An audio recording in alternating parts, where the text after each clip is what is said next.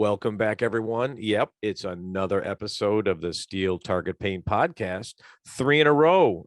Steve, how you doing? I'm doing good. Jeff, my wife and I almost died today. How's that? Well, I had this great idea to upgrade my compressor in the shop, and so I ended up buying an Ingersoll Rand 80-gallon. It's about 500 pounds. They say it's 500 pounds, and her and I unload it from the truck by ourselves. And sometimes you're right in the middle of something and you think to yourself, you know what? This isn't a good idea. That happened today, Jeff. Did you find muscles that you forgot you had and then you pulled them? I almost lost a finger that I knew I had. So it was exciting. Oh my Lord. Well, I'm glad you're okay. Did you get to shoot this weekend? I did a little shooting yesterday, so that was a good thing. And I was planning to go out there and do a little bit more today, but yeah, we got a little carried away doing a little shop upgrade. Awesome. We had our a local match at the WAC yesterday. I'm shooting revolver OSR until I hit my goal of Grandmaster, and I did set a new PB yesterday, so I chipped away a little bit. Oh, did you? Good for you. Yep. I got a whole 0.02 seconds on Smoke and Hope. Hey, you got to take it where you can get it. So, if I can do that, I think 40 more times, I'll make it. Hey, you want to hear something crazy today? Completely not steel challenge. Yeah, let's hear it. Or anything like that. Well, outside of me almost dying. So, have you been eyeballing what are they calling it? The 2022 River Classic Nationals? I have. In fact, I looked at the results today. What do you got about that?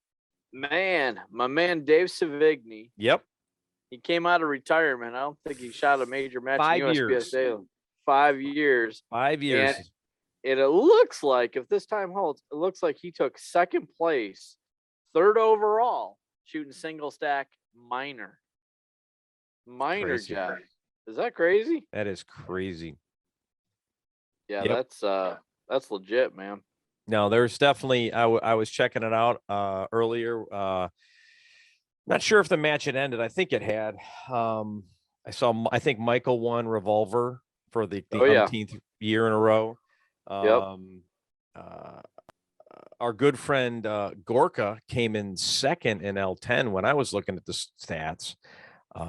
Behind, I believe Elias might have won that one. Or did Elias win single stack? No, Nils won single stack. That's what it is. And Mason Lane. Mason won like L10. Yep. What's interesting on here is there's quite a few. Is that number next to the name? Isn't that the edits? Let's see here. Hold on a second. We want to go to Ruger Classic Nationals. Let me look at the same thing. 9. What who are you looking at there?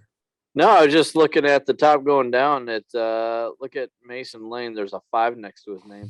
Yeah, that is the number of edits, and those edits happen. I mean, as we go down there, Todd Jarrett's got 5, Casey Reed's got 5. I think it's all in the up and up. These things happen.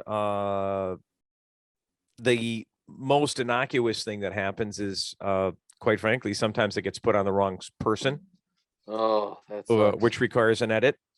And other things happen. And, being an RO, being a match director, that stuff happens. I would say that based on this being a national, I would say those are legit. No, I think that I wasn't suggesting that they weren't. The only thing that was interesting, there's a lot of them with 5. Now that part I thought was interesting. Yeah. Clearly could have been something that, I don't know. I would think that there was, I don't know how the squatting was. I mean, they all could have been on the same squad. Something might have happened. It could be. That is interesting. That is interesting. Hey, but Dave came in second place, third overall, shooting minor. Is that crazy? Mm-hmm. Yeah, awesome. Good for him. He's a great guy. After again not having shot for, I think it was 5 nationals. because he Yeah, and I just think he won Area 6, I think. yeah, Yeah, and he I think shot he and was won shoot. Area 6. Yeah, I think he was shooting minor as well. No, good dude, good dude. Let's talk about World Speed Shoot. We left off and had a great podcast with Jake last week talking about where all the money went. So got a lot of great feedback from a lot of people. So they appreciated the candid nature of the discussion. That's cool. So let's talk about some records. There's some Oh, records I going love it. broke, huh? You know me, I'm a data nerd, so I love doing that stuff. And there were 5 new division records set this year. Now, between you and me, I actually didn't think any were going to be set. Really? And that's not to say that I didn't think people were capable. I just thought the times were getting so fast that it was going to be tough for people to beat these times. And I was pleasantly proven wrong. Not a single one was center fire handgun, was it? Not a single one. That's interesting. And in fact, both PCCs, both rimfire pistols, and rimfire rifle optic were set this year. Now, here's the crazy thing. Because being the data guy, I went back and I pulled what the 21 records were. Do you realize that the lowest margin of difference for the new world records was 1.78? Wow. And all the other records were over 2 seconds difference. Now, everybody who shoots, everybody who listens to this game or listens to this podcast and plays this game, just think about this.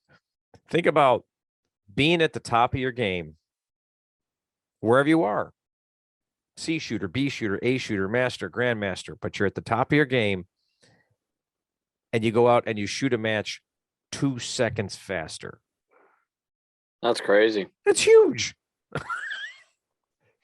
It's amazing. So let's go down. Hey, let's start off with 2 trivia questions. How Okay. about that? Okay. So, what is the world record that has? We're talking division only, right? So we're not talking any special categories or anything crazy like that. The oldest division record that that's out there. Do you know what it is? Well, being the data nerd, I do. And but we're going to give everybody a chance to call in. I'm kidding. I know what it is, and it's not surprising. It's probably one of the most famous shooters in shooting history right now, and that would be Jerry Michalik in optical sight revolver. 86.1 back in 2010. That's amazing. Yeah, that is. It's going to be a hard one. It's going to be a hard one to beat. And, it wouldn't surprise me if you go back and look at some of those times when Jerry was shooting and what he was shooting at open. Those were also shot with an OSR because he shot optical sight. He shot open with a revolver. And just crazy fast. So here we'll play a little game. What do you think is the second oldest record? I don't know. That's a tough one. Well, it's I'm going to give you okay. the shooter. I'm going to give you the shooter. No, I know what it is. Okay, what is it? Production. You're right, but who's the shooter? Max Michel Jr. You are right, sir. Now, how's that for people? Back in 2015, Max set the record for production, probably competing for Steelmaster, and that was an 87 in production. What's the peak time in production? It's got to be 90, right? 95, somewhere in there. I can tell you there in a second. If you're gonna, you gotta prep me. Let me be ready with these questions. I'm telling you, man, it's That's a pretty strong peak time. Yeah, look in here. Production's peak. Scrolling is broken. I went to mine and it's not right. So let's go to Oh, yeah. Hold on. There. Learn more about our classification system. Here we go. So, oh, they don't total them there. Something happened because we shot a match this weekend, and it's the classification system is in between having ones paid and haven't run yet. Yeah. So I just happen to have other neat little spreadsheets with this same information. Hang on, production. I haven't shot it in a long time. Oh, hang on. I know this one. This doesn't make for a good podcasting, does it? Yeah, everybody's going. Yeah, way to be prepared, guys. It's okay. Sometimes you got to call an audible, Jeff. That's 94.50. 94.50. That's interesting. So 70 or 7.7.5 seconds. That peak time is too low, Jeff. Well, I know a guy who can help get that changed. Let's see what else we got. But we only change it based on need, not want. Yeah, that's too low. Okay, one more trivia question. Then okay, go for it. What is the lowest division time ever shot, and when was it shot in world speed shooting history? I thought it was one thing, but it's definitely something else. Well, I'll be honest with you. I think everyone and their brother and sister and mother and grandmother and grandfather, because we have lots of seniors and super seniors and juniors shooting this game, is saying it's got to be in rimfire rifle. Open. It is. Nope. I know. It's not that one. Tell the people what the answer is. It's Grant Kunkel from last year, rimfire rifle iron, shot a 53.97. Yeah. I thought for sure, Jeff, that somebody was going to break that. Probably Kenny, Chris, or Grant this past year with rimfire rifle open. I thought for sure somebody would. The potential's there. And when you've gone out there and shot your best match, everything has to line up. Yeah, for sure. You've got to have done the training, but let's face it, we're shooting rimfire. And anybody who's out there and told you they've never had a problem with their gun is lying through their teeth. I don't know what you're talking about, Jeff. That's never happened to me. your guns run perfect. Okay. So, yes, they do. Running Ely ammunition, found at stevefostershootingsports.com. Nice plug. No, but you got to have everything, and then you got to be on, and you got to be able to get that, that blind squirrel run in, so you can try to push yourself above your edge. That's right. So, I think we've got 2 world records in rifle iron and rifle open that are both under 55. And of course, you just told our listeners that rimfire rifle iron is under 54. And right behind that's rimfire pistol at 55.73. That's crazy. So, yeah, I think the potential could be there for seeing a sub 50. But, I think if you were to look at some of the top shooters, you look at Kenny, you look at Grant, you look at Chris, they've probably got some overall times of their best stages ever shot are under 50. But that's done, over multiple matches. Right. To be able to set these world records and shoot these kind of times in a single match is just phenomenal. And, can you say the potential's there? Yeah, because, they've shot those things, but can they do it for all 8 stages in a single match? And if they do, it's awesome. I saw Kenny, and If you know Kenny, he's a pretty happy-go-lucky kid. And I saw him at the awards dinner. And, he was talking about the fact that, he was feeling a lot of pressure. And we all feel it. So if you think that these top shooters don't feel the pressure, they do. It's how you rise to the occasion and shoot when you're feeling that pressure. Right. No, Let's talk about some of these world records. All right, let's go PCCI. Chris Barrett just slayed it. Did you see him shoot outer limits with that thing? I did. Oh my goodness. I did. It was like what, an 836? It was ridiculous. It was sick. And for everybody that may be, looking at the scores and going, there's no way anybody can shoot PCC iron sight at 836. Well, let me tell you, I was sitting at the guard shack on the stoop, waiting to shoot that stage, watching Chris shoot, and it was impressive to be there and watch him shoot that. His last 3 shots were so scary fast. It's unbelievable. And he says his foot's down, but I really wonder if his left foot is down before he cracks his first shot. Yeah, he's pulling the trigger so fast. But so fast. With that JP5, man, you can. Love that gun. Love that gun. That's awesome. Yeah, I shot a personal best on the stage last weekend with my JP5. That thing it's like it wants to just go fast. Now, how's that weighing in compared to the lightweight?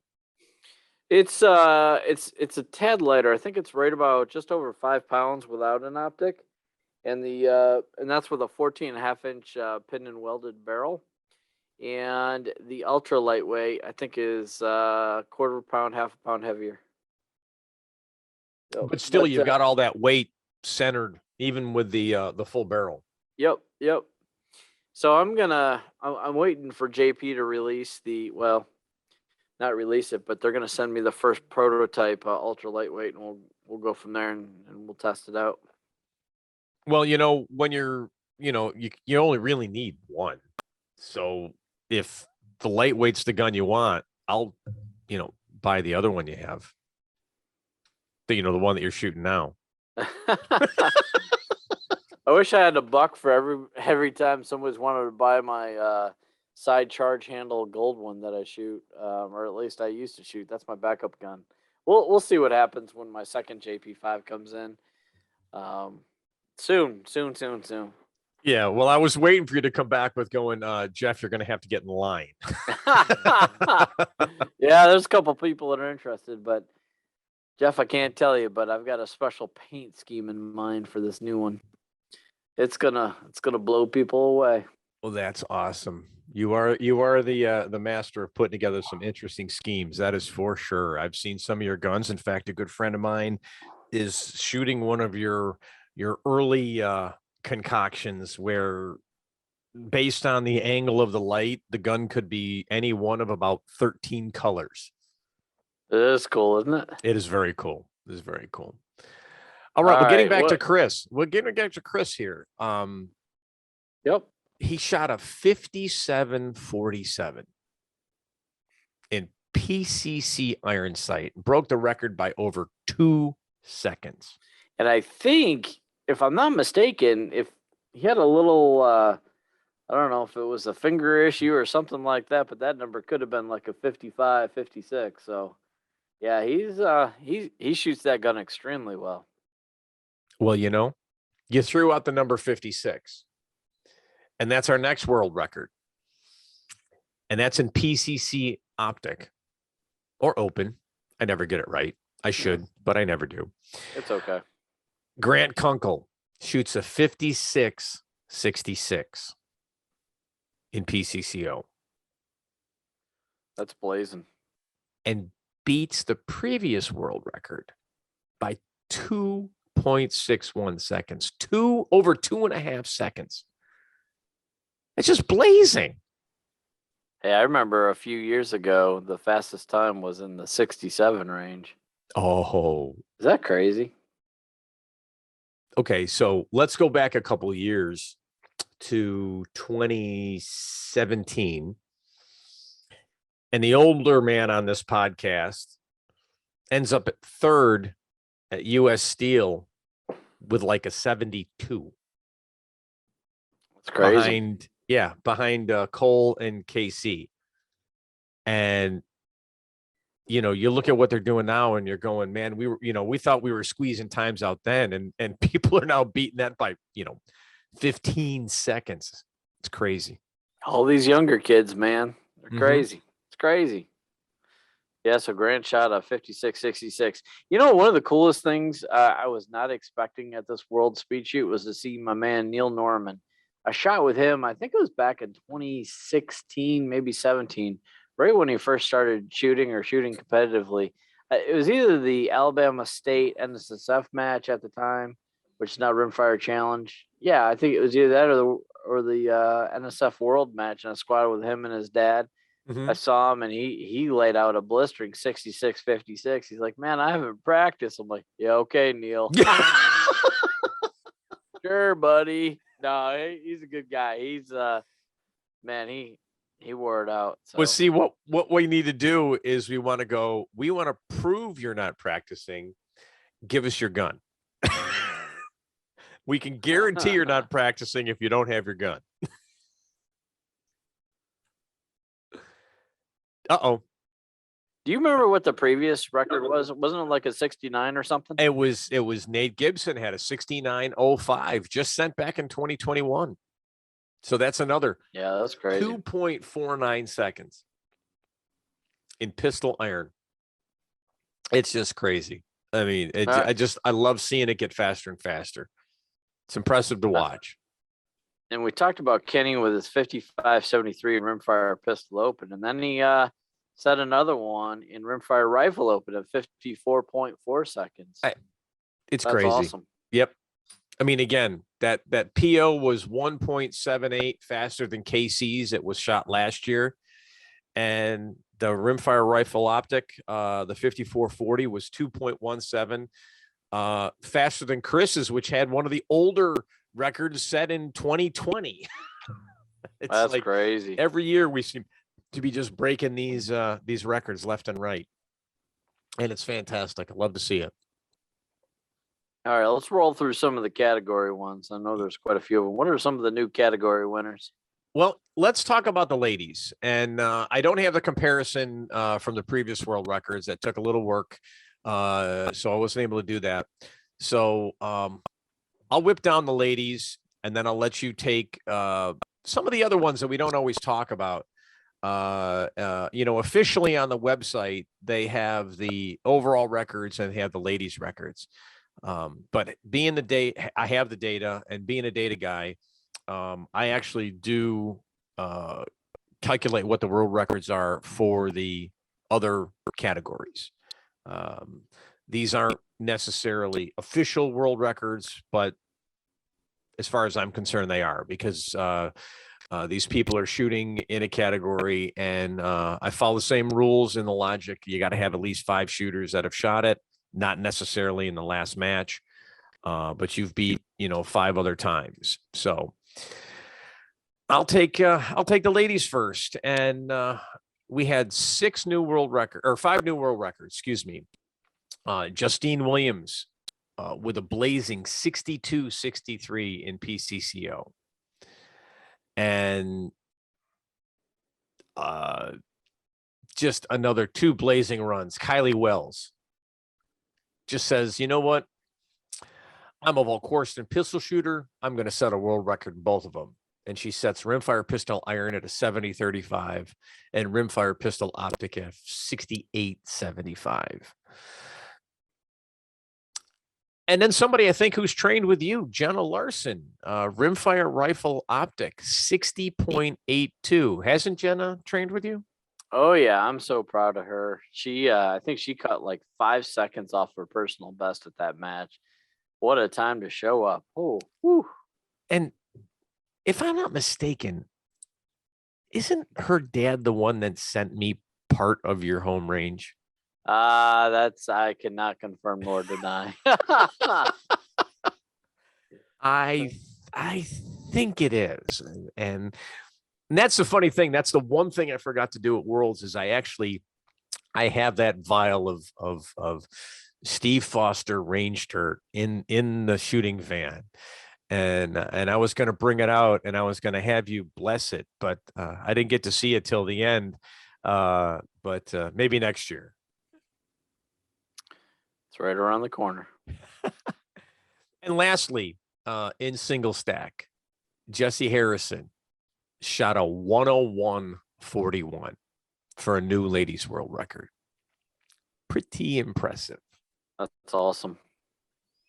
But tell us about those junior world records. All right. Big surprises on this list. We got 4 from Kenny Nagata, PCCI 6238, PCCO 5729. Rimfire Pistol Open, we talked about his overall 5573. That one's probably going to be there for a minute. Rimfire Rifle Open as a junior, 54.4. All 4 of those are new, so congratulations, Kenny. And 2 of those are the overall world records. Yeah. Yep. It's, again, everybody sits there and goes, "Oh, the kids are getting so fast." And I'm like, yeah, they are. But you know what? I think everybody's trying to get faster. Everybody's starting to understand, and ready to put time in. I mean, yes, I think we all know that you have a home range. And I'm bringing this up because it affords you the ability to practice a little more when you're not putting in 120 hours a week at work, right? Yeah, there's definitely the World Speed Shoot this year was definitely at a bad time for me, but yeah, that's exactly true. And how much practice were you able to put in before you had your home range?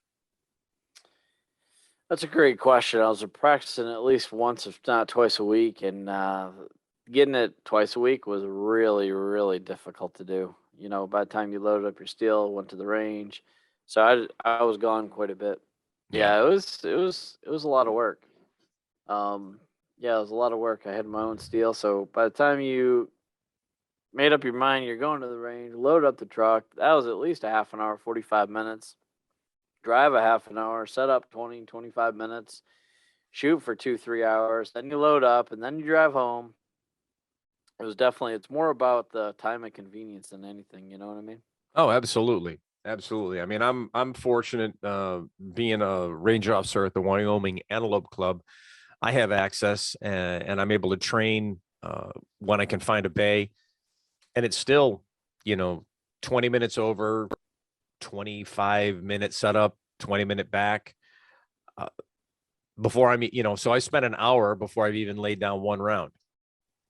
And luckily it's getting better. Looks like ammo's becoming more available. For a while there, practices were very much, well, I'm right where I need to be after 50 rounds and I was done. Where normally I'd be putting down, focusing on a single gun and maybe putting down, I don't know, 200-300 rounds. What did you use when you used to practice? What was your schedule? It would vary. I'd burn at least 500 rounds to 1,000 rounds, depending on what's going on. Now, were you practicing alone or were you usually practicing with somebody? Always alone.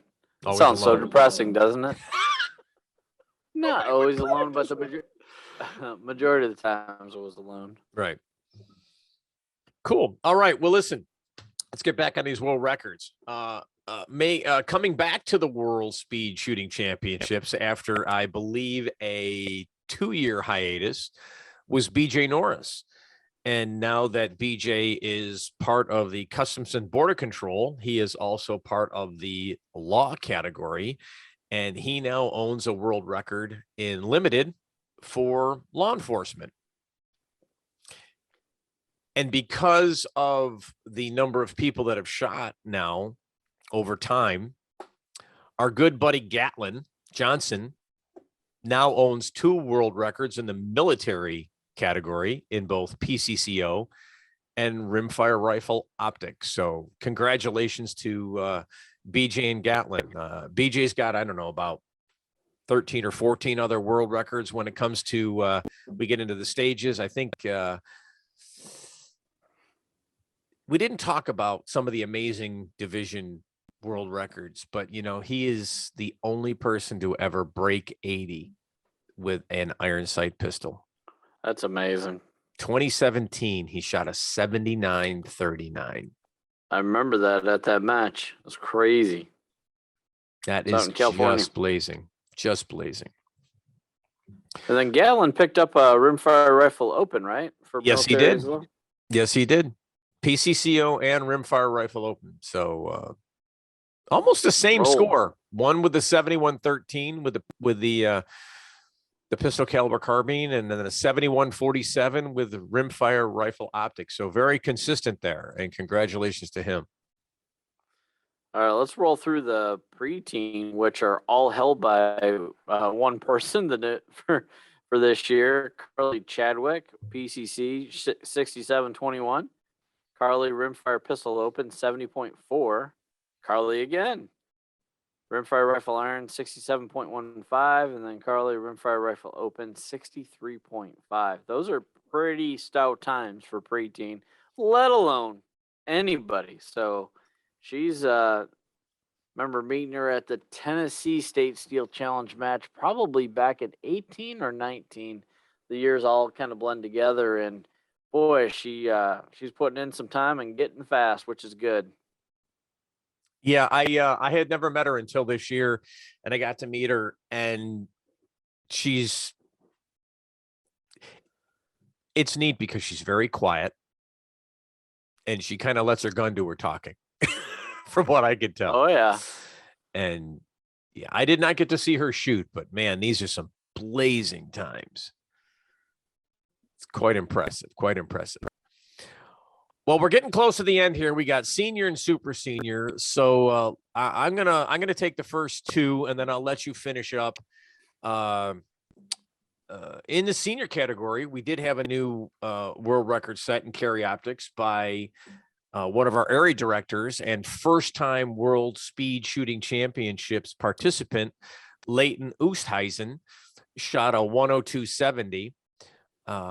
And then in the super senior, I'll take one of them and you take the other one. So I'll start. Donnie Duran set a world record in limited with a 145.58.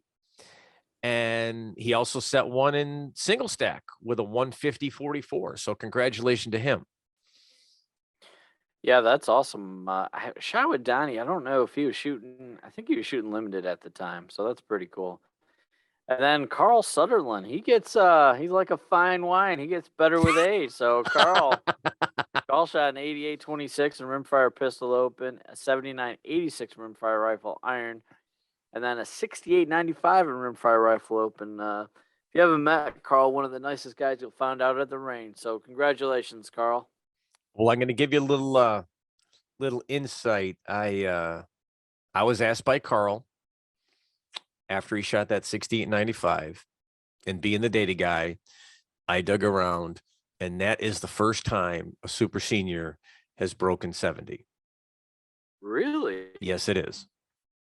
So congratulations to him on that as well. That's awesome. So yeah, I was hoping we could get this and just kind of do a quickie talking about this kind of stuff. I think the next one we'll kind of do our final recap of the World Speed Shoot. What do you think about that? Sounds like a plan. All right. Congratulations to all the winners and new records and all the awesomeness that happened. All right. Well, Steve, it's been a good one. It's been quick. Get this one out for those that are listening. Again, thank you for listening. We really appreciate it. We're getting back into trying to get one of these out every week. Hope you enjoy them. Hey, Steve. Yes. How do we end? How do we end every podcast? ST Podcast 10% off everything at rangestore.net. And I know that we were recently out of white paint, but we've got white paint in stock. So, yes, people, get online, get in the auto reorder program. Keep your coffers full of steel target paint. I know I got mine coming tomorrow, in fact.